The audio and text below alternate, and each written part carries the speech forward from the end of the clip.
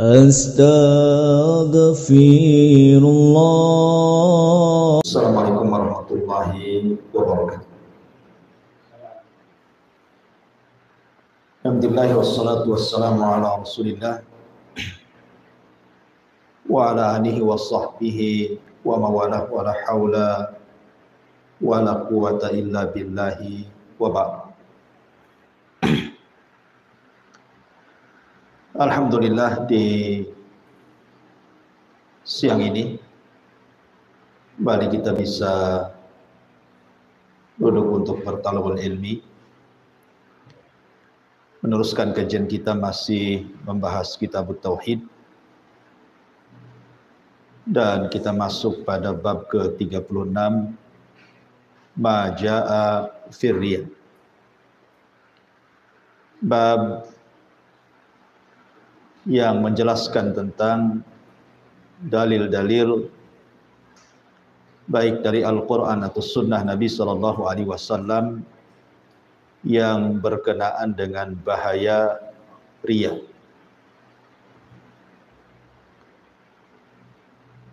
Ma'asyiral muslimat yang dimuliakan Allah Subhanahu wa taala.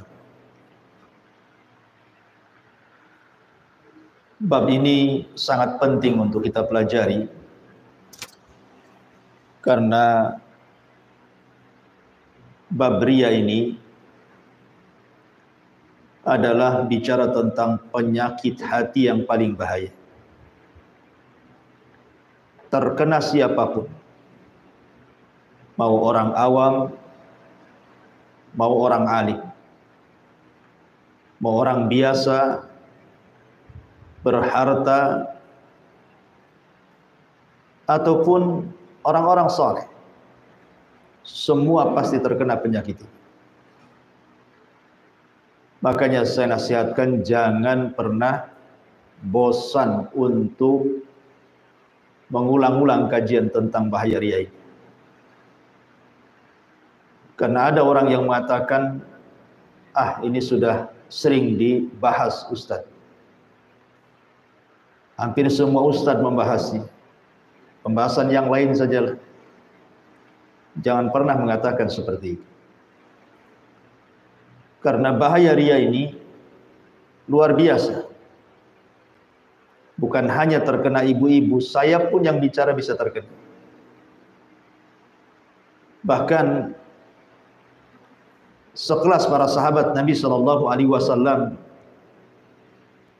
seperti nanti yang kita akan bacakan di sini hadis dari Abi Sa'id Al-Khudri radhiyallahu an, atau riwayat marfu dari Abu Sa'id Al-Khudri radhiyallahu an. Sampai-sampai para sahabat Nabi SAW diingatkan oleh Nabi SAW bahwa fitnah Dajjal tidak lebih bahaya dibandingkan fitnah riya. Padahal fitnah Dajjal itu fitnah yang sangat menakutkan para sahabat. Karena Rasul menakut-nakuti mereka. Tapi rupanya riya jauh lebih menakutkan dibandingkan fitnah Dajjal. Makanya para ulama sampai mengarang kitab tentang masalah riya ini berjilid-jilid karena bahayanya. Ma'asyiral muslimat yang dimuliakan Allah Subhanahu wa taala. Riya ini ada 3 macam. Pertama, disebut riya itu sendiri secara umum. Kemudian di sana ada sum'ah. Kemudian di sana ada syuhrah. Ada riya, ada sum'ah, ada syuhrah. Tiga-tiganya disebut riya.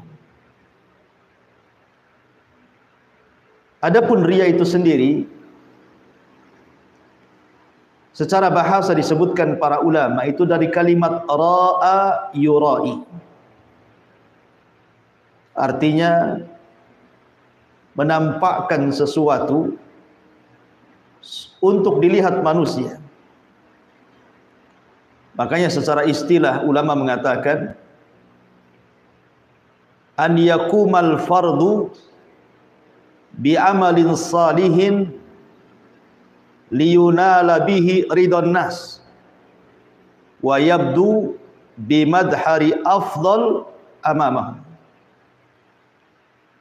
Sebagian ulama mengistilahkan riya ini, memang definisi riya berbagai macam yang dikemukakan para ulama, tapi intinya sama, di mana seseorang melakukan amal saleh hanya untuk mencari redha manusia, kemudian dia menampakkan amal itu sebaik mungkin di hadapan manusia untuk mendapatkan pujiannya. Itulah riya. Dia tidak akan puas dalam beramal kalau belum ada pujian, dan dia akan malas beramal kalau tidak ada pujian. Karena ciri-ciri orang yang riya itu, mereka disebutkan dalam Al-Quran, wa idza qamu ilas salati qamu kusala. Apabila mereka tegak mendirikan salat, mereka salat dengan cara yang malas-malas, karena tidak ada pujian. Kalau ada pujian, mereka baru semangat untuk beribadah. Adapun sum'ah, ini pun bagian daripada riya. Cuman bedanya kalau riya itu, ketika dia beramal saleh, dia ingin dipuji manusia. Dilihat manusia, kemudian manusia yang melihatnya memujinya. Kalau sum'ah itu, seseorang yang beramal, boleh jadi mungkin amalan itu tidak ada orang yang tahu kecuali dia, tapi kemudian dia menceritakan setelahnya. Namanya ibu malam-malam tahajud, selesai tahajud, besoknya ibu cerita sama kawannya, semalam alhamdulillah saya tahajud, untuk mendapatkan komentar yang baik dari kawannya. Kalau kawannya memujinya, dia senang, dia senang dengan pujian itu. Maka ketika dia mendengar pujian orang, itu disebut sum'ah. Kemudian dia pun tidak menutupi amalan. Kemudian di sana ada namanya syuhrah. Kalau bahasa sekarang ini ingin viral lah bahasa. Sedikit-sedikit ingin viral gitu. Berbuat sesuatu ingin viral. Ngeprank orang. Umpamanya ibu ingin sedekah, kemudian ada orang lain yang disuruh ibu untuk meliputnya secara diam-diam, kemudian diupload di media. Ingin syuhrah. Syuhrah itu ingin dikenal orang, ingin viral gitu. Maka syuhrah juga bagian daripada riya. Jadi riya itu bisa riya itu sendiri, bisa sum'ah, bisa syuhrah. Tiga-tiganya riya. Dan tiga-tiganya sangat bahaya kalau seandainya seseorang terpapar dengan penyakit ini. Syekh Muhammad ibn Abdul Wahhab rahimahullahu ta'ala dalam kitab ini, Kitabut Tauhid, ingin menjelaskan kepada kita tentang bahaya riya ini. Karena riya ini mengurangi nilai tauhid. Mengurangi nilai tauhid. Sebagian ulama mengatakan bahwa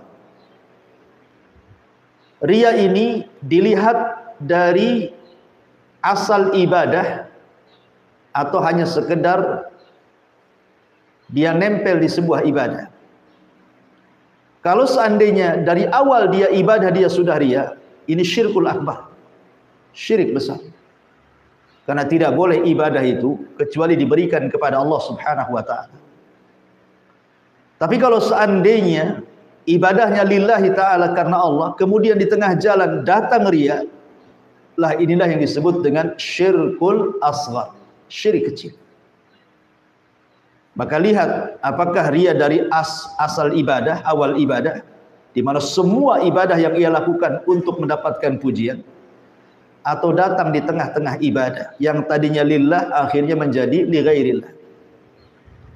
Kalau semua ibadah dari awal ibadah dia berikan kepada selain Allah, maka ini syirkul akbar. Tapi kalau ibadahnya memang lillah, kemudian di tengah jalan ada riya, perasaan ingin dipuji orang, ingin didengar orang, supaya orang tahu dia sehingga dia syuhrah, viral dan begitu seterusnya, maka ini disebut syirkul asghar. Ini yang dikehendaki muallif rahimahullah ta'ala. Lah ria sendiri kenapa sampai bahaya, demikian bahaya, sampai-sampai Nabi SAW kemudian mengatakan lebih bahaya dibandingkan fitnah Dajjal. Dajjal itu sudah bahaya, karena Dajjal ini walaupun keluarnya hanya 40 hari, tetapi bisa memfitnah ribuan jiwa, tidak ada yang tahu jumlahnya kecuali Allah. Terfitnah. Tetapi kata Nabi SAW, ria lebih aku takutkan kepada kalian. Kenapa? Ya. Karena Dajjal itu fitnahnya nyata, fitnahnya tampak. Nabi SAW menyebutkan sifat-sifatnya. Dia buta sebelah, di dahinya ada tulisan kafir, kemudian jalannya bengkok, kemudian rupanya jelek, banyak kekurangan. Tapi ria ini sifatnya rahasia, karena ria itu amalan hati. Orang tidak tahu, yang tahu hanya dia saja yang sedang ria. Dan yang kedua, bukan hanya sifatnya rahasia, lebih daripada itu sifatnya halus. Tahu-tahu ria saja, tahu-tahu ria saja. Dia sangka itu tidak ria, padahal ria. Halus, ya.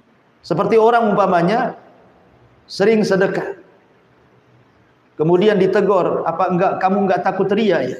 Akhirnya kemudian dia meninggalkan sedekah karena takut ria. Orang yang meninggalkan sedekah karena takut ria, justru dia sedang ria.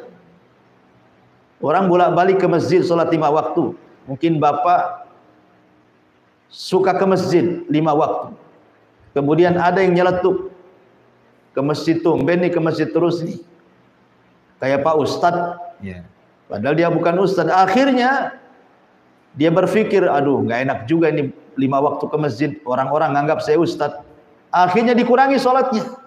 Yang biasanya 5 waktu jadilah 2 waktu karena takut dipanggil Pak Ustadz. Maka ketika dia tidak sholat dan mengurangi sholatnya, sama juga dia sedang ria. Karena ria itu bukan hanya beramal karena manusia, meninggalkan amal karena manusia pun ria. Karena intinya dia beramal tidak karena Allah. Makanya demikian bahayanya ria itu, karena bukan hanya rahasia, tapi halus datangnya. Sampai-sampai Nabi SAW mengistilahkan seperti semut hitam berjalan di batu yang sangat licin dan hitam di kegelapan malam. Halus sekali datangnya. Maka kenapa bab ini sangat penting sekali dipelajari? Karena bab ini sangat bahaya sekali bagi akidah dan juga tauhid seorang muslim.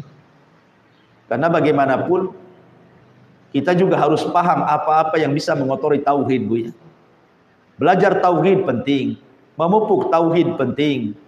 Tetapi kita juga harus paham bahwa ada penyakit-penyakit tauhid yang bisa mengurangi tauhid. Seperti umpamanya, saya contohkan ibu nanam pohon. Tidak cukup disiramkan, Bu. Lihat orang-orang yang nanam padi itu. Apa cukup dipupuk saja? Kan tidak. Harus ada juga penyemprot hamanya kan, Bu.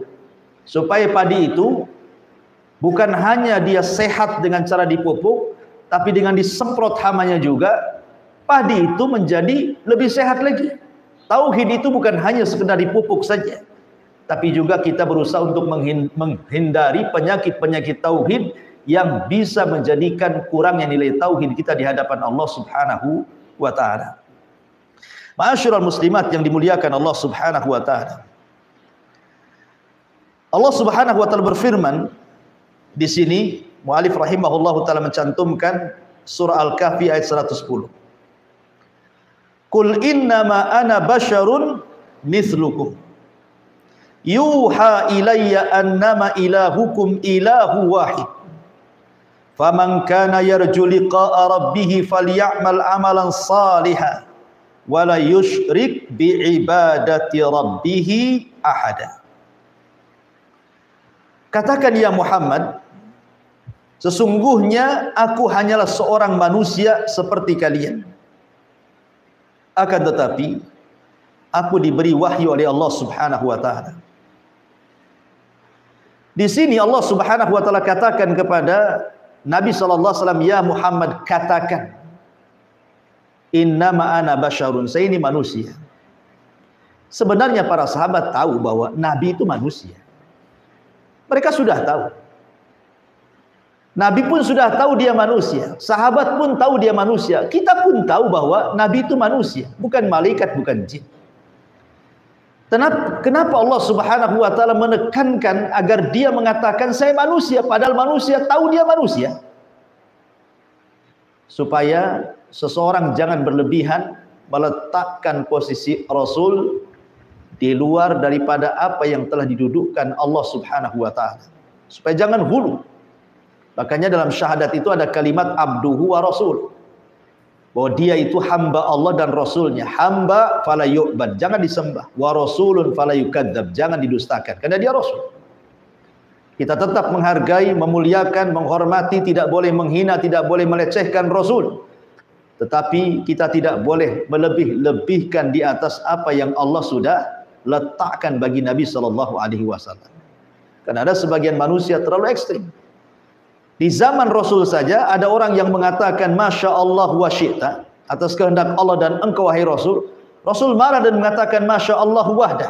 Jangan katakan atas kehendak Allah dan kamu, cukup katakan atas kehendak Allah saja. Rasul takut kalau dia disejajarkan dengan Allah Subhanahu wa taala. Makanya kemudian di sini dikatakan innama ana basyarun mithlukum. Saya adalah manusia seperti kalian. Diwahyukan kepada saya innama ana ilahukum ilahu wahid. Sesungguhnya saya adalah Tuhan yang satu untuk kalian, sesembahan yang satu untuk kalian. Faman kana yarju liqa'a rabbih falyamal amalan salihan wa la yusyrik bi ibadati rabbih ahada. Maka di sini Allah Subhanahu wa taala mengatakan faman kana yarju liqa'a rabbih. Barang siapa yang mengharap perjumpaan dengan Rabbnya, hendaklah mengerjakan amal yang saleh, wala yusyrik bi ibadati rabbih ahada, dan tidak menyekutukan dengan siapapun dalam beribadah kepadanya. Syahidnya apa di sini?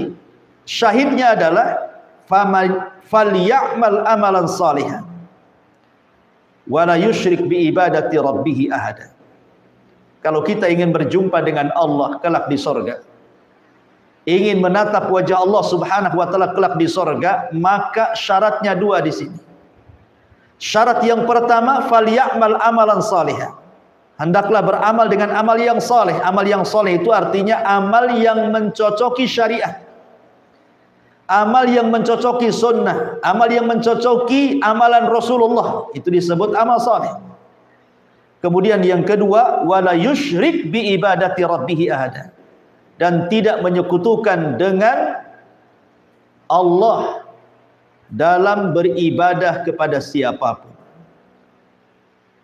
Kalimat wala yusyrik bi ibadati rabbih ahada, tidak menyekutukan seseorang pun dalam beribadah kepada Allah Subhanahu wa taala, masuk di dalamnya syirkul akbar dan syirkul asghar. Masuk padanya syirik besar dan syirik kecil, termasuk riya. Masuk dalam kategori wala yusyrik bi ibadati rabbih ahada. Karena riya ini tidak menyangkut masalah ittiba. Riya ini menyangkut masalah ikhlas. Di sini kan ada ittiba, ada ikhlasnya. Ada ittiba mencontoh Rasul, ada ikhlas beramal semata-mata karena Allah Subhanahu wa taala. Lah riya ini bicara tentang ikhlas. Di mana orang yang riya ini hakikatnya dia tidak sedang ikhlas saat beramal. Karena diarahkan kepada selain Allah Subhanahu wa taala. Di sini sisi pendalilannya wala yusyrik bi ibadati rabbih ahada. Dia tidak menyekutukan seorang pun dalam beribadah kepadanya. Baik. Ma'asyiral muslimat yang dimuliakan Allah Subhanahu wa taala. Tentu kalau kita bicara riya, kan ada sebabnya. Apa sih sebabnya orang itu bisa riya? Ulama mengatakan bahwa di antara sebab riya adalah ladzatul hamdi wassana'i, lezatnya pujian dan juga merasa lezatnya sanjungan. Kalau dia merasa enak, merasa lezat dengan pujian dan sanjungan, hati-hati. Ibu bisa terpapar riya. Kalau sudah mulai lezat, kok enak rasanya dipuji orang, kok enak rasanya disanjung orang, ini sudah terpapar penyakit riya. Karena seorang mukmin, Bu, hatinya tidak akan berubah, karena hatinya memang hanya diberikan kepada Allah. Mau dicaci, mau dimaki, ya biasa saja. Mau dipuja, mau dipuji, ya biasa saja. Artinya hati seorang yang muwahhid itu tidak akan terpengaruh dengan sanjungan pujian ataupun dengan cacian dan hinaan. Bagi dia sama saja. Bukan berarti kalau dicaci kemudian dia merasa kecil hati, kalau dipuji pula merasa besar hati. Tidak. Orang yang muwahhid ahli tauhid itu tidak akan merubah hatinya. Ini yang pertama. Yang kedua, al-khaufu minadz-dzam. Takut celaan orang. Takut celaan orang. Maka sebab riya yang kedua karena takut kalau dia dicela orang. Makanya dia terus mengharap pujian orang. Ibu kalau beribadah kepada Allah Subhanahu wa taala jangan takut dicela orang.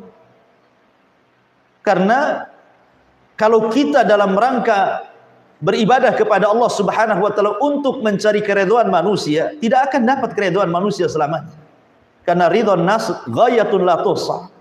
Ridha manusia itu sesuatu yang mustahil didapat.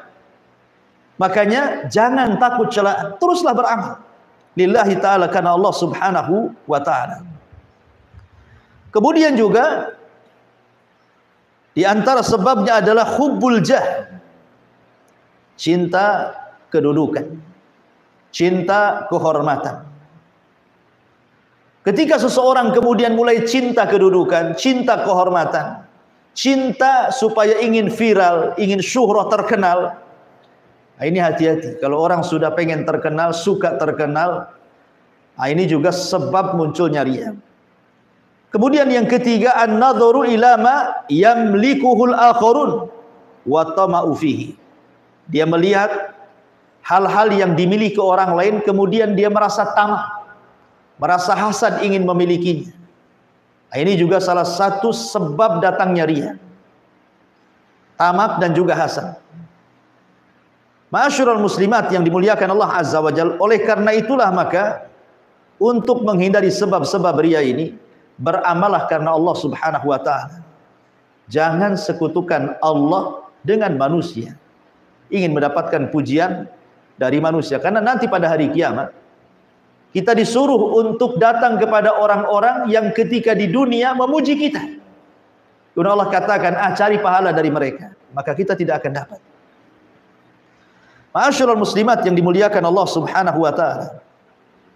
Sebagian para ulama mengatakan bahwa riya itu bisa terjadi kepada badan, bisa terjadi kepada penampilan, bisa terjadi kepada ucapan, bisa terjadi kepada amalan, dan bisa terjadi kepada orang yang diikuti atau hal-hal yang lainnya. Contoh umpamanya terjadi pada badan kita, seperti umpamanya seseorang menampakkan kehusyuan dalam beribadah. Jadi badan dia itu seolah-olah kurus kering gitu kan, supaya orang mengira dia ahli saum. Kemudian dia menampakkan bekas sujudnya supaya seolah-olah dia ahli sujud gitu. Kemudian dia menampakkan pakaiannya seolah-olah pakaiannya itu ahli zuhud, dan begitu seterusnya.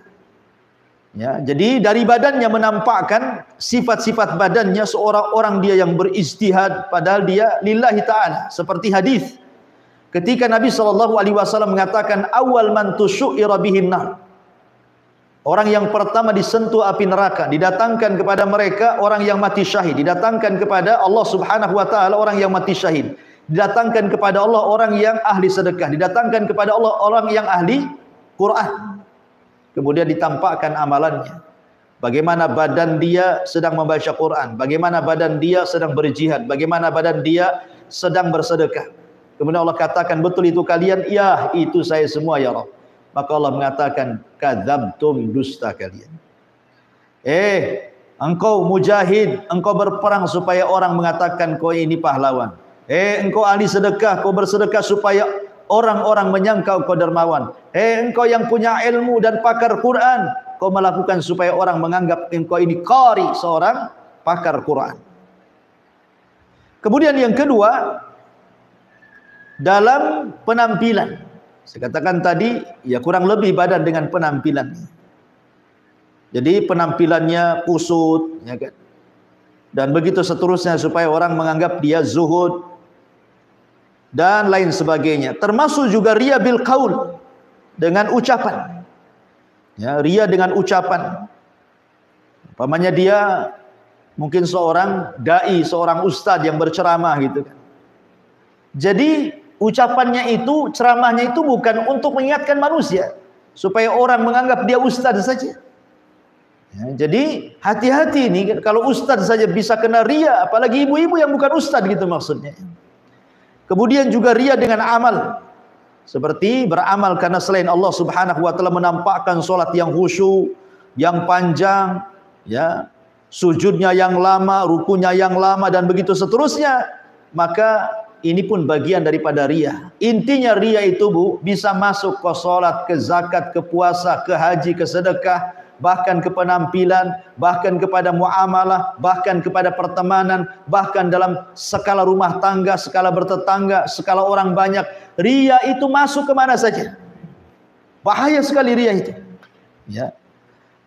Makanya Imam Nawawi rahimahullahu taala ketika menjelaskan tentang bahaya riya dan sum'ah, Imam Nawawi mengatakan, wa kama anna riya muhbitun lil amali kadzalika at-tasmi wa huwa an ya'mala lillahi fil khalawat thumma yuhaddisun nasa bima amil. Sebagaimana riya bisa menggugurkan amal, begitu juga sum'ah, di mana seseorang beramal karena Allah dalam kesendirian, kemudian dia menceritakan hal itu kepada manusia. Ma'asyiral muslimat yang dimuliakan Allah Azza wa Jalla, nanti terakhir pembahasan kita akan menjelaskan kisah-kisah para ulama, bagaimana mereka menjaga keikhlasan. Kemudian di sini mu'alif rahimahullahu taala menyebutkan dua riwayat. Pertama riwayat Imam Muslim, hadis marfu dari Abu Hurairah radhiyallahu an, Nabi sallallahu, Allah Subhanahu wa taala berfirman, ana aghna syuraka anisyirki man amila amalan asyraka ma'iya fihi ghairihi taraktuhu wa syirkah. Allah Subhanahu wa taala berfirman dalam hadis qudsi, berarti hadis qudsi ini adalah hadis yang redaksinya ada yang mengatakan dari Allah dan juga ucapannya dari Allah. Ada yang mengatakan redaksinya dari Nabi tetapi ucapannya dari Allah Subhanahu wa taala. Tetapi tentu dibedakan hadis qudsi dengan Al-Quran. Yang menjadi kekhususan Al-Quran tidak ada dalam hadis qudsi. Seperti kalau baca Quran sebagian ulama harus berwudu, hadis qudsi tidak. Seperti dalam sholat kita membaca Al-Quran tapi tidak boleh membaca hadis qudsi. Ya, dan begitu seterusnya. Kalau Quran kan diibadahi bacaannya, tetapi hadis qudsi tidak. Kecuali kalau dia mempelajarinya dapat pahala. Tapi kalau dibaca saja, tidak seperti Quran, satu huruf dapat 10 pahala. Lah Allah Subhanahu wa taala berfirman dalam hadis qudsi, ana aghna, aku tidaklah butuh asyuraka, dengan sekutu-sekutu yang lain. Kalimat aghna dalam bahasa Arab itu disebut ismu tafdil. Isim tafdil. Isim tafdil itu artinya isim yang berkonotasi atau yang memiliki makna berlebihan. Artinya ketika Allah mengatakan aghna, saya tidak butuh dengan sekutu-sekutu yang lain.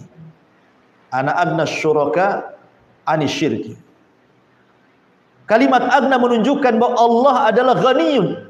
Dia zat satu-satunya, zat yang maha kaya, yang tidak berhajat kepada siapapun. Beda dengan kita makhluk yang lemah, berhajat kepada Allah. Allah tidak berhajat kepada siapapun. Dia adalah somad. Qul huwallahu ahad, Allahus somad. Tempat bergantung semua makhluknya. Jadi Allah itu maha kaya, tidak berhajat kepada siapapun. Bahkan tidak berhajat kepada ibadah manusia. Sebab kalau seandainya satu dunia kufur, tidak mengurangi kekuasaan Allah. Sebagaimana ketika satu dunia beriman tidak menambah kekuasaan Allah. Karena dia aghna, maha kaya, tidak berhajat kepada siapa. Ana aghna syuraka ani syirki. Aku tidaklah butuh dengan sekutu-sekutu yang lainnya. Man amila amalan asyraka ma'i fihi ghairi taraktuhu wa syirkah. Barang siapa yang berbuat sesuatu yang tercampur dengan perbuatan menyekutukanku dengan selainku, maka aku akan meninggalkannya, maksudnya amalannya, wa syirkahu, dan kesyirikannya. Amalannya ditinggalkan, juga kesyirikannya ditinggalkan. Artinya dia termasuk orang yang rugi. Persis seperti firman Allah Subhanahu wa taala, la in asyrakta la yahbatanna amaluka wa la takunanna minal khasirin. Kalau engkau melakukan kesyirikan, hancur lebur amalanmu dan engkau termasuk orang yang rugi. Kenapa rugi? Karena Allah mengatakan dalam hadis qudsi, taraktuhu wa syirkahu. Kutinggalkan amalannya dan kutinggalkan juga kesyirikannya. Rugi dia. Ya, amilatun nasibah tasla naran hamiyah. Dia beramal dengan amalan yang melelahkan, menghabiskan waktu dan biaya. Rupanya di akhirat masuk neraka. Kenapa? Karena dia beramal bukan karena Allah. Beramal diberikan kepada selain Allah Subhanahu wa ta'ala. Kemudian hadis yang terakhir, hadis yang dikeluarkan Imam Ahmad, meriwayatkan dari hadis marfu sampai kepada Rasul dari Abu Sa'id Al-Khudri radhiyallahu an. Rasul mengatakan, ala ukhbirukum bima huwa akhwafu alaikum indi minal masihid dajjal. Qalu bala ya Rasulullah. Qala asyirkul khafi yaqumur rajulu fayusalli fayuzayyinu salatahu lima yara min nadhari rajulin. Nabi SAW di sini bersabda kepada para sahabatnya, maukah kalian aku beritahu sesuatu yang lebih aku khawatirkan daripada Al-Masih Ad-Dajjal? Disebut Masih, ada yang mengatakan karena dia mamsuhul ain. Mata Dajjal itu separuhnya buta, makanya buta sebelah, disebut a'war. Ada yang mengatakan Al-Masih itu li sur'ati, karena sur'ah, karena cepat dia melangkah mengelilingi dunia dengan sangat cepat. Ya, karena li sur'atihi, karena cepatnya dalam hitungan 40 hari dia bisa mengelilingi dunia, kutubnya dan daerah normalnya. Dalam 4 hari, 40 hari. Menunjukkan bahwa Dajjal diberikan kemampuan oleh Allah Subhanahu wa taala untuk memfitnah manusia. Kata Nabi SAW, maukah kalian aku beritahu sesuatu yang lebih aku khawatirkan daripada Al-Masih Dajjal? Kenapa Rasul mengatakan seperti itu? Bukankah Al-Masih Dajjal ada sesuatu yang ditakutkan manusia sampai kita juga setiap solat itu kan berlindung, Bu. Allahumma inni a'udzubika min adzabil qabri wa min adzabi jahannam wa min fitnati al-mahya wal mamat wa min fitnati syarri Masih Dajjal. Setiap solat kita berlindung dari Dajjal ini, karena bahayanya besar. Tapi rupanya Nabi SAW mengatakan bukan fitnah Dajjal yang dikhawatirkan Nabi SAW. Sehingga para sahabat menjawab, tentu wahai Rasul, fitnah apa itu yang lebih menakutkan dibandingkan Dajjal?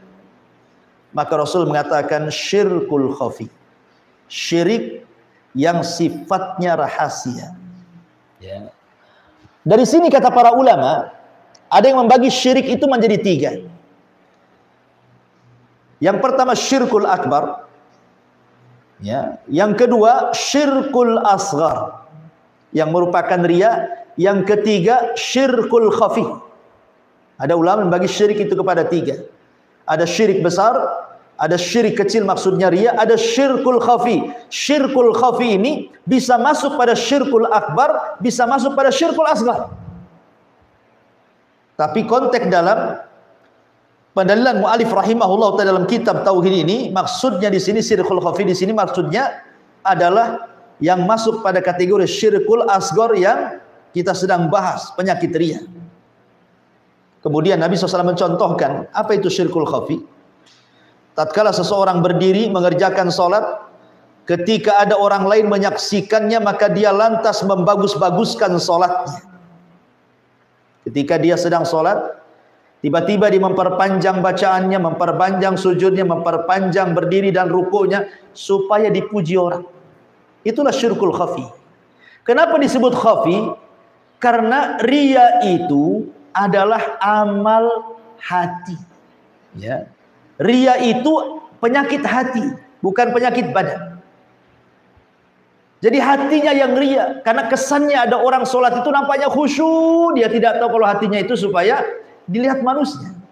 Nampak orang baca Quran itu Masya Allah lezatnya, kita tidak tahu yang sedang membaca itu rupanya sedang riya. Ada yang sok-sok amanah buat laporan gitu ya.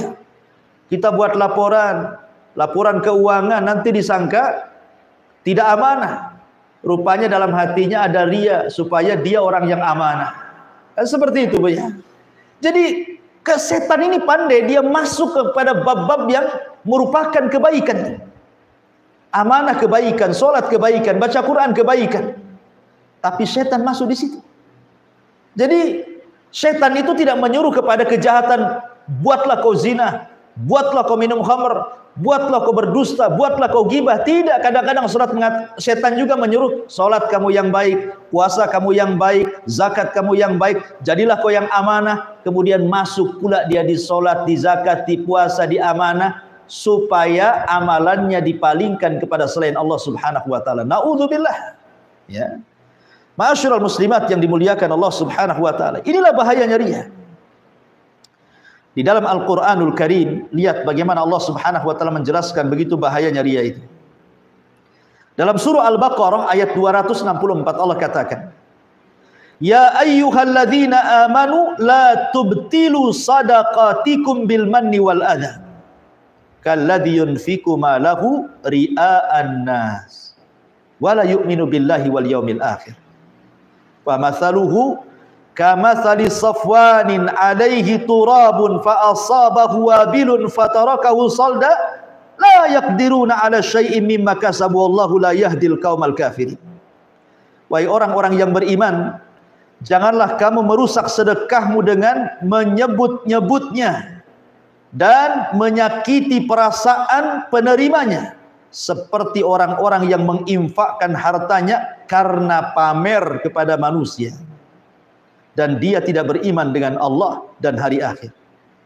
Perumpamaannya kata Allah, orang itu seperti batu yang licin yang di atasnya ada debu, kemudian debu itu ditimpa hujan lebat, maka tinggallah batu itu licin lagi. Mereka tidak memperoleh satu apapun dari apa yang mereka kerjakan, dan Allah tidak memberi petunjuk kepada orang-orang kafir. Lihat bahaya riya, gugur amal. Gugur amal. Kalaupun yang riya dalam bentuk syirkul asghar tetap menggugurkan amal walaupun tidak mengeluarkan dari Islam. Karena bedanya syirik besar dengan syirik kecil, kalau syirik besar mengeluarkan dari Islam, kalau syirik kecil tidak mengeluarkan dari Islam. Kalau syirik besar mengekalkan pelakunya di neraka, kalau syirik kecil tidak mengekalkan pelakunya di neraka. Kalau syirik besar menghapuskan seluruh amalan dia di dunia sehingga dia mati kafir. Tapi syirkul asghar adalah menghapuskan amalan yang ditempelinya saja. Syirik besar menjadikan orangnya kafir, syirik kecil tidak menjadikan orangnya kafir. Tapi walaupun demikian, orang yang beramal karena riya hapus amalan yang dikerjakannya dan dia masuk pada dosa besar. Bahkan dibandingkan dosa besar, masih besar orang yang melakukan riya dosanya. Ya. Jadi di sini Allah Subhanahu wa taala perumpamakan bahwa orang yang melakukan riya itu seperti orang meletakkan debu yang merupakan pahala, diletakkan di batu licin, tiba-tiba kemudian datang hujan, dihempasnya pahala itu yang merupakan debu itu, kemudian tetaplah batu itu licin, nggak dapat apa-apa. Ya, naudzubillah. Ini satu ayat dalam Al-Baqarah 264. Kemudian dalam surah Al-Qalam ayat 42 Allah mengatakan, yauma yakshifu an saqin wa yud'auna ila sujudi fala yastati'un. Pada hari betis disingkapkan dan mereka dipanggil untuk sujud, mereka pun tidak kuasa untuk sujud.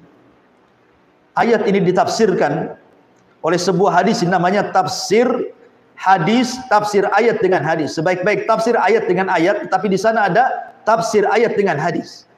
Dari Abi Sa'id Al-Khudri radhiyallahu anhu, dia mengatakan, aku mendengar Nabi sallallahu alaihi wasallam bersabda, yakshifu rabbuna an saqihi fayasjudu lahu kullu mu'minin wa mu'minatin wa yabqa man kana yasjudu fid dunya riya'an wa sum'atan fayadhhab liyasjuda fayauda dhahrahu tabaqan wahidan.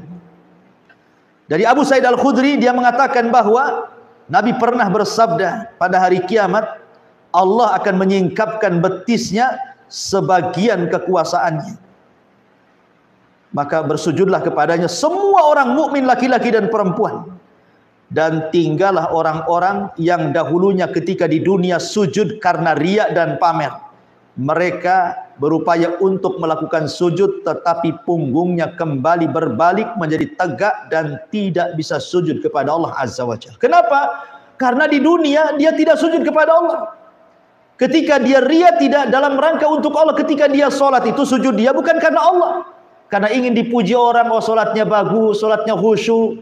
Ketika di dunia dia tidak sedang sujud kepada Allah, maka di akhirat diharamkan dia sujud kepada Allah Subhanahu wa taala. Lihat bagaimana bahayanya riya dalam surah Al-Qalam ayat 42. Kemudian juga Nabi SAW, tadi sudah saya singgung hadis tentang awwalun nas yuqdalahum yaumal qiyamah. Orang yang tiga manusia yang pertama kali akan dihisab di hadapan Allah Azza wa Jalla. Bahkan yang pertama kali disentuh api neraka.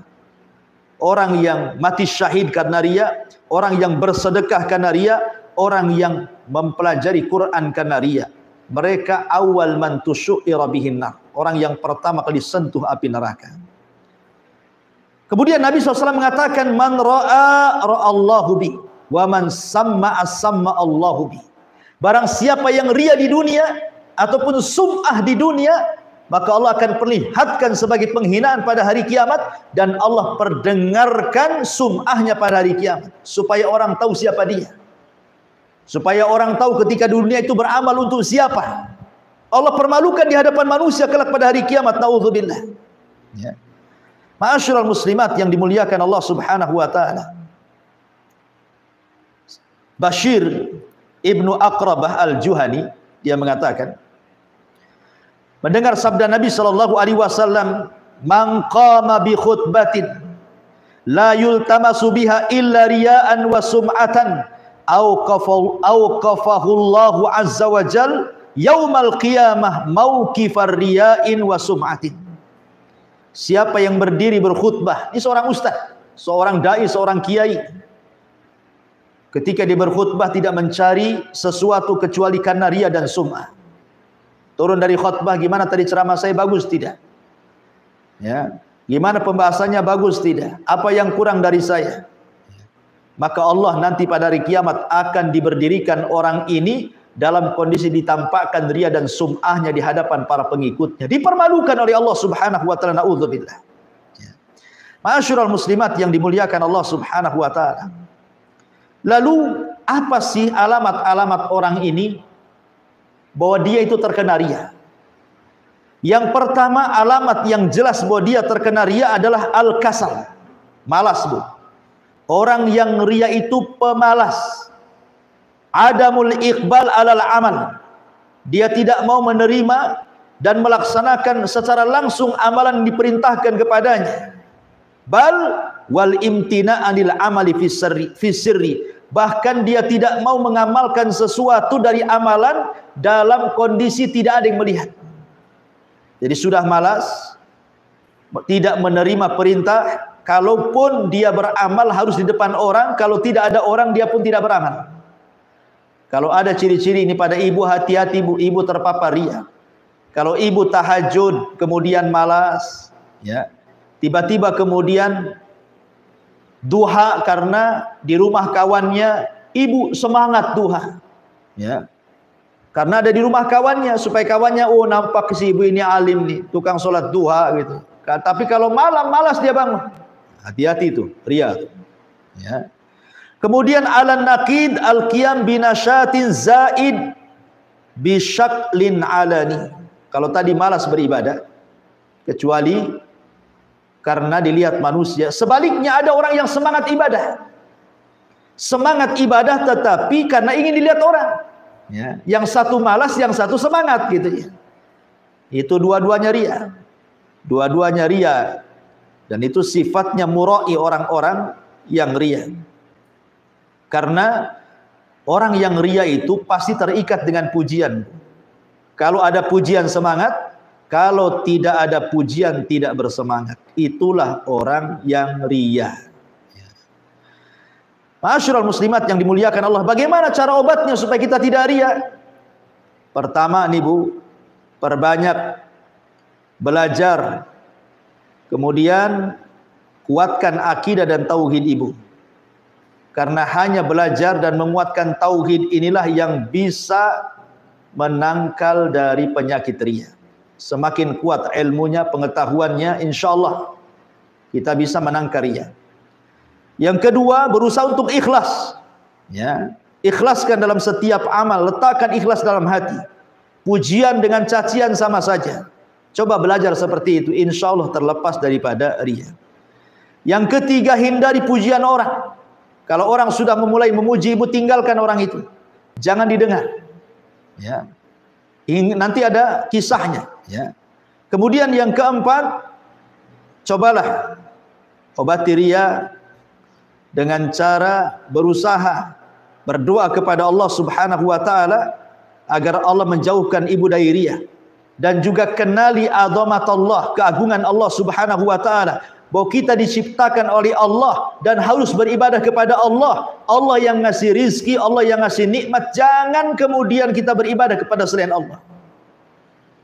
Dan teruslah Ibu mempelajari tentang bahaya ria, akibat-akibatnya, kemudian juga apa hukumannya di dunia dan di akhirat, supaya makin takut dan tidak melakukan ria.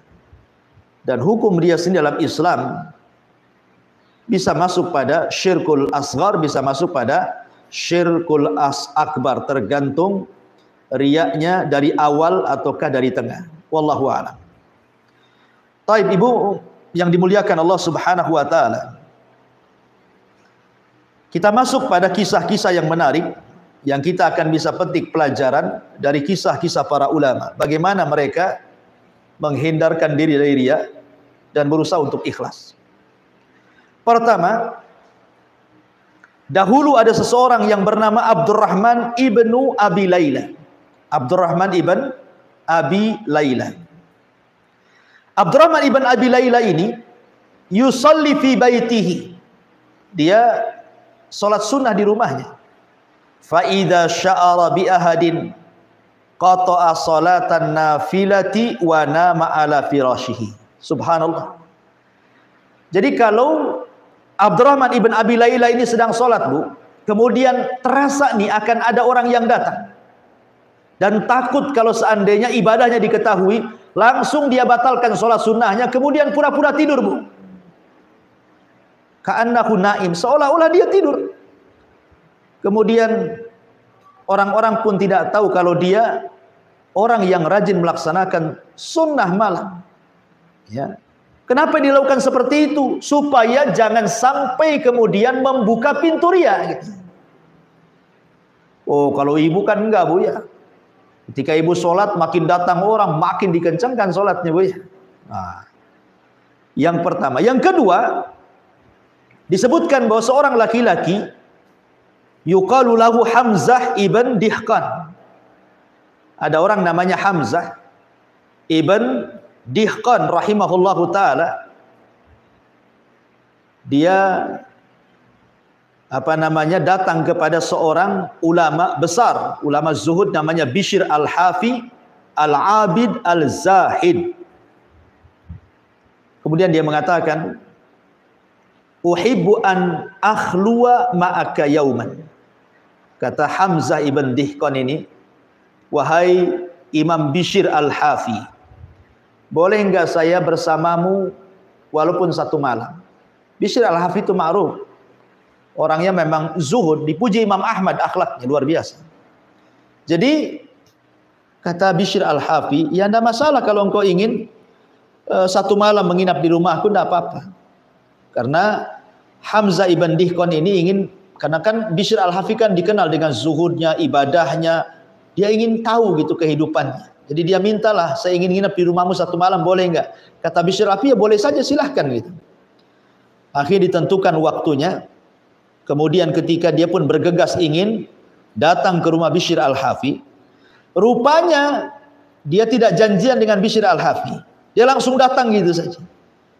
Rupanya dia melihat Bishr al-Hafi sedang sholat. Diintip sama dia, Bu. Kemudian dia didengarkan apa yang dibaca dalam sujudnya Bishr al-Hafi ini. Rupanya Bishr al-Hafi mengatakan dalam sujudnya, Allahumma innaka ta'lam fauqa arshika anna adama syuhrati ahabbu ilayya min syarafi. Ya Allah, sesungguhnya engkau tahu di atas arsy-Mu sana bahwa aku tidak suka dikenal orang, aku tidak suka terkenal viral. Ya. Kemudian dia mengatakan, Allahumma innaka ta'lam fawqa arsyika annal faqru ahabbu ilayya minal ghani. Ya Allah, engkau tahu bahwa kefakiran lebih aku cintai dibandingkan kekayaan. Allahumma innaka ta'lam fawqa arsyika anni la awtara ala hubbik, la awthara ala hubbika syai'a. Ya Allah, kau tahu tentang diriku bahwa aku tidak suka ada orang yang kemudian memuji kepadaku berlebih-lebihan. Jadi Bishr al-Hafi ini berdoa kepada Allah Subhanahu wa taala karena dia akan berjumpa dengan orang. Dia khawatir penyakit-penyakit riya itu datang kepadanya. Rupanya doa-doanya didengar oleh siapa? Hamzah ibn Dihqan ini di balik rumahnya. Kemudian tiba-tiba Hamzah ibn Dihqan ini menangis. Menangis melihat keikhlasan Bishr al-Hafi yang luar biasa gitu ya. Tidak mau dia dilihat orang ibadahnya, dia tidak suka dengan syuhrah viral, tidak suka. Subhanallah. Ya, sekarang subhanallah, saya atau mungkin ustaz-ustaz yang lain ya, terkadang kita ini mudah terkena penyakit riya yang namanya syuhrah ini. Pengen viral, kajian direkam, ya, walaupun niatnya supaya untuk bermanfaat untuk orang, terkadang baca komen-komen di bawah, memuji, terkadang terbuka juga pintu riya itu. Kalau sekelas Nabi saja takut dengan riya dibandingkan fitnah Dajjal. Kalau sekelas para sahabat takut dengan riya daripada fitnah Dajjal, apalagi kita, Bu. Ya. Makanya bagaimana kemudian ulama mencontohkan kepada kita untuk menutup pintu riya. Kemudian juga diriwayatkan dari A'mash rahimahullahu taala, seorang alimin ulama dunia. A'mash itu dia mengatakan, kuntu inda Ibrahim an-Nakhai. Aku sedang berada di sisi Ibrahim an-Nakhai, wa huwa yaqra'u fil mushaf. Sementara Ibrahim an-Nakhai ini sedang membaca mushaf Al-Qur'an. Kemudian fasta'dzana alaihi rajulun. Tiba-tiba ada orang yang datang hendak meminta izin kepada Ibrahim an-Nakhai. Apa yang terjadi? Faghattal mushaf wa qala la yarani hadha anni aqra'u fihi kulla sa'atin. Tiba-tiba ketika ada orang ini langsung ditutup mushafnya. Langsung ditutup mushafnya supaya dia tidak tahu dia sedang baca Quran. Subhanallah. Ya. Jadi Ibrahim an-Nakhai ini sedang baca Quran, tiba-tiba kemudian datang orang, langsung disembunyikan Qurannya seolah-olah dia tidak sedang baca Quran, padahal setiap jam dia baca Quran. Ada orang yang ikhlasnya kayak gini, Bu. Kalau kita sih, kalau bisa jangan baca Quran tak pakai mic, ya. Kalau bisa pakai mic, kalau listrik mati tak jadi ngaji dia. Ya, supaya orang tahu suaranya gitu. Kemudian juga dijelaskan ada seorang alim yang namanya Zainul Abidin, ma'ruf. Zainul Abidin ini salah satu cucu atau cicitnya Ali bin Abi Thalib radhiyallahu anhu. Ali ibnu Husain ibnu Ali ibnu Abi Thalib, atau julukannya Zainul Abidin. Setiap malam, Bu, dia panggul tuh gandum itu 70 fuqara wal masakin, kebutuhannya ditanggung dia setiap malam. Jadi kalau umpamanya dia tahu nih, saya taruh gandum 1 karung di rumah ini, diperkirakan ini habis 1 minggu, nanti minggu depan datang lagi, naruh lagi gandum di situ, minggu depan naruh lagi di situ. Bukan 1 rumah, hampir 70 rumah orang-orang fuqara Madinah kemudian setiap bulannya dia sedekahkan. Dengan cara itu, malam-malam dia bangun, dipanggulnya beras itu, kemudian carinya orang fakir miskin diletakkan depan rumahnya. Manusia pun tidak tahu siapa yang meletakkan beras itu di situ. Ketahuannya setelah Zainul Abidin meninggal, tidak ada lagi beras yang diletakkan depan rumah. Dan punggungnya kapalan karena setiap malam dia membopong gandum. Subhanallah. Rajulun tasaddaqa biyaminih la ta'lam minhu shimal. Seorang laki-laki yang bersedekah dengan tangannya, tidak tahu tangan kirinya. Itulah ikhlas, karena takut riya. Ya. Abu Ayyub As-Sikhtiyani ma'ruf seorang pembesar a'immah at-tabi'in, pemimpin para tabi'in. Abu Ayyub As-Sikhtiyani, dan termasuk ahli ibadah, ya.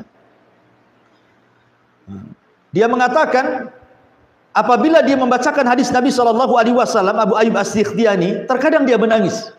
Terkadang dia menangis. Apabila Nabi SAW menceritakan tentang neraka, azab, padang mahsyar dan begitu seterusnya, maka dia takut kemudian menangis. Apabila dia menangis, dia kemudian menutup dengan serbannya, kemudian pura-pura pilek dan mengatakan, ma asyaddu zukam, alamat parahnya pilek aku ini, katanya. Amat parahnya pilek aku ini, di depan murid-muridnya, supaya dia tidak diketahui sedang menangis. Begitu menjaga keikhlasannya para ulama dulu. Ma'asyiral muslimat yang dimuliakan Allah Subhanahu wa taala. Kemudian juga Abdullah ibn Ahmad ibn Hanbal, Abdullah ibn Ahmad ibn Hanbal, putra Imam Ahmad. Kana abi, dia menceritakan bapaknya Imam Ahmad. Kana abi, adalah bapakku, kata Abdullah ibn Ahmad. Idza kharaja fi yaumil jum'ah la yada ahadan yatba'u wa rubbama waqafa hatta yansarifa alladhi yatba'u. Imam Ahmad ini kalau berangkat Jumatan, dia akan mencari jalan yang tidak diketahui manusia. Kalau nampak ada orang lewat, maka dia pura-pura bersembunyi supaya tidak diikuti orang, supaya jangan sampai terkena penyakit was-was dan riya. Begitu para ulama sunnah. Ya, bahkan dikatakan seorang Muhammad ibn A'yun, dia adalah kerabat ataupun sahabat daripada Imam Ibnul Mubarak rahimahullah ta'ala, Muhammad ibn A'yun, dan dia adalah kawan daripada Abdullah ibn Mubarak. Jadi suatu ketika, kata Muhammad ibn A'yun ini menceritakan tentang Abdullah ibn Mubarak nih, kami di malam itu berada di peperangan ketika melawan Romawi. Fadhahaba Abdullah ibn Mubarak liyadha'a ra'sahu, maka Abdullah ibn Mubarak pun kemudian pergi ke pembaringannya untuk meletakkan kepalanya di atasnya untuk tidur, pura-pura tidur. Ya. Ketika merasa seluruh pasukan itu sudah tidur, Abdullah ibn Mubarak bangun, dan Muhammad ibn A'yun, dia sebenarnya tidak tidur, dia ingin memperhatikan Abdullah ibn Mubarak. Jadi dia pura-pura tidur saja. Ya. Tiba-tiba kemudian Abdullah ibn Mubarak bangun gitu saja ketika manusia sedang tidur, kemudian sholat. Jadi tidak ada yang tahu sholatnya Abdullah ibn Mubarak setiap malam seperti itu. Kecuali siapa? Kecuali Muhammad ibn A'yun. Dia tahu bahwa Abdullah ibn Mubarak itu sholat ketika pasukan tidur. Makanya Muhammad ibn A'yun ketika mengetahui seperti itu, dia lantas kemudian mendatangi Abdullah ibn Mubarak dan mengatakan, sungguh mulianya dirimu. Di saat manusia sedang tidur, engkau bangun tengah malam sujud kepada Allah Azza wa Jalla. Ketika Abdullah ibn Mubarak ketahuan solat malamnya, maka dia pun marah kepada Muhammad ibn A'yun dan tidak mau bicara lagi selamanya. Ya. Jadi dia nggak mau bicara lagi sama Muhammad ibn, karena ketahuan ibadahnya. Takut riya. Takut diceritakan kepada orang kemudian membuka pintu riya. Begitu para ulama. Kemudian juga diriwayatkan daripada Ibnu Jauzi dari Hasan, dia mengatakan, aku bersama Ibnu Mubarak, kemudian fa'ataina ala siqayatin wan nas yashrabuna minha fadana minha liyashraba wa lam ya'rifuhun nas.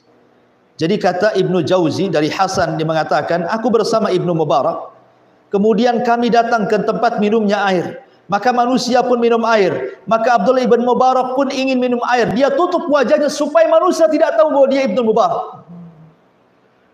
Subhanallah, sampai seperti itu kalau ulama sudah dikenalkan itu. sampai menutup muka. Kalau tidak ditutup maka orang akan tahu Ibnu Barak dan memujinya, dan itu akan membuka pintu riya. Fudail ibn Iyad dan juga Sufyan Ats-Tsauri pernah duduk berdua, berbincang-bincang tukar pikiran soal agama.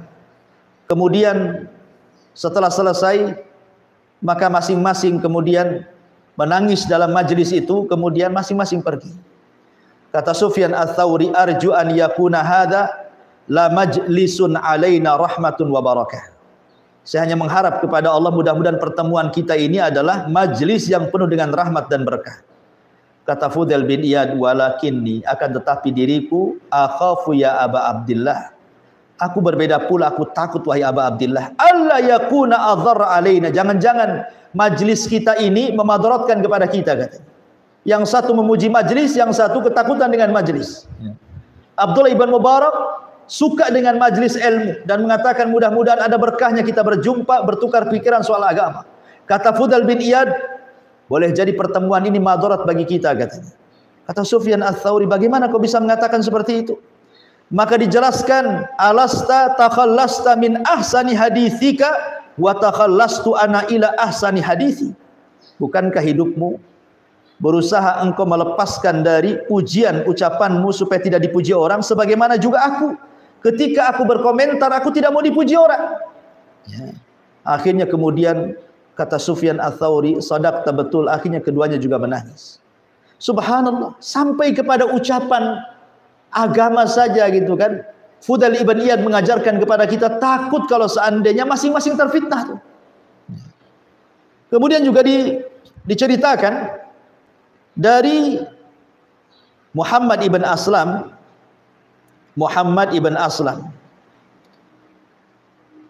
Jadi ada seseorang bercerita tentang Muhammad ibn Aslam dan mengatakan, aku lazamtu akthar min 20 sanatan. Aku sudah lama berkawan dengan Muhammad ibn Aslam ini. Lam arahu yusalli. Aku tidak pernah melihat dia salat. Maksudnya rak'ataini minat tatawwu fi makanin yarahun nas illa yaumal jum'ah. Kata dia, demi Allah aku tidak pernah melihat Muhammad ibn Aslam ini selama aku berkawan 20 tahun dia salat di tempat keramaian manusia, salat sunnah 2 rakaat, kecuali hari Jumat. Padahal dia orang yang banyak salat. Jadi ulama-ulama dulu tuh berusaha menyembunyikan salat, menyembunyikan amalan gitu ya. Ya, supaya apa? Supaya menjaga keikhlasan. Supaya menjaga keikhlasan dan menutup pintu riya. Nah, itulah ulama dulu. Ya. Ma'asyiral muslimat yang dimuliakan Allah Azza wa Jalla, inilah di antara kisah-kisah para ulama tentang menjaga keikhlasan, menutup riya. Karena sekali lagi riya ini penyakit yang bahaya, menimpa siapa saja, laki-laki, perempuan, anak-anak, orang dewasa, orang kaya, orang miskin, pejabat, rakyat, ulama, orang soleh, orang biasa, orang toleh, semua kena dengan penyakit riya ini. Dan riya ini bahaya karena menggugurkan amal. Oleh karena itulah maka berlindunglah kepada Allah seperti doa yang diajarkan oleh Rasulullah, Allahumma inni a'udzubika an nusyrika bika wa nahnu na'lam wa na'udzubika bima la na'lam. Ya Allah, kami berlindung kepadamu dari kesyirikan yang kita ketahui dan juga dari kesyirikan yang tidak kita ketahui. Wallahu a'lam bishawab. Ini yang bisa sampaikan Bu, karena juga sudah mendekati asar.